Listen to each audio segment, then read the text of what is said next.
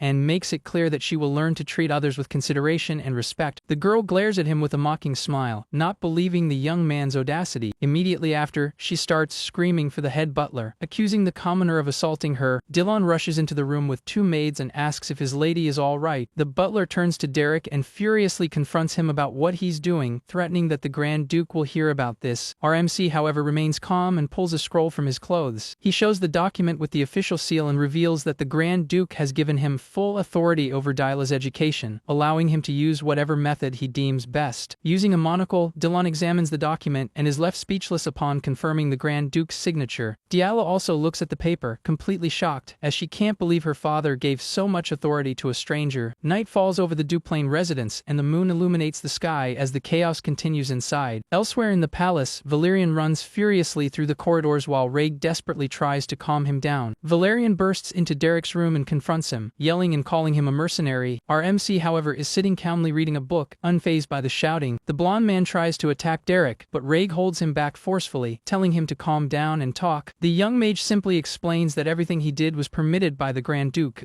Raig reinforces that the young man is Azeline's guest and that their father agreed to all of this. He then drags Valerian out of the room and tells the MC to mind his own business and not interfere. With a smile on his face, Raig tells Derek not to worry, because Diala really needs a lesson to bring her to her senses. The MC watches the young noble in silence, a bit surprised by the unexpected support. As Valerian is pulled away, Raig complains about him protecting that hopeless girl. The scene cuts to a dark hallway where some dolls are sitting on the floor, creating a very creepy vibe. At the door to Diala's room, Valerian and Derek prepare to enter and tell the person inside to receive them. Valerian explains that this was the room Diala used in the main house and that the place has remained untouched since then. Our MC approaches a canvas and observes an unfinished painting of a landscape. The blonde man says that the young noble loved to draw and that her face would turn red whenever she asked him to look at her drawings. However, he reveals that Diala never finished her paintings and used to leave blank spaces, only drawing the parts she liked. Immediately after, Valerian apologizes for losing his temper earlier, but Derek tells him not to worry about it. The young mage then looks at the various paintings scattered around the room and asks why he was brought there. With a sad expression, the man replies that he wanted to show that Diala wasn't always a child who deserved to be despised, but that at some point, she became obsessed with her bloodline. Because of this, she ended up being expelled from the main house and locked in the annex. While the MC wonders what could have caused this change in her, he continues, saying that they need to prevent the girl from being sent to a monastery, and that if she learns to use one-star magic, he can convince their father. Desperate, Valerian grabs the young man's shoulders and begs him to save Diala. Our MC, however, asks him to wait, as he seems to have noticed something important in the books. He explains that judging by the notes in the margins, Diala hasn't completely given up on magic. The boy then asks if those are theory books from the School of Regulations, and the man confirms that it's what nobles usually learn. With this new information, Derek begins to understand the young noble's situation better. The scene shows another unfinished painting, this time of a forest with sunbeams passing through the trees. Derek holds the theory book firmly, seeming to have found an important clue.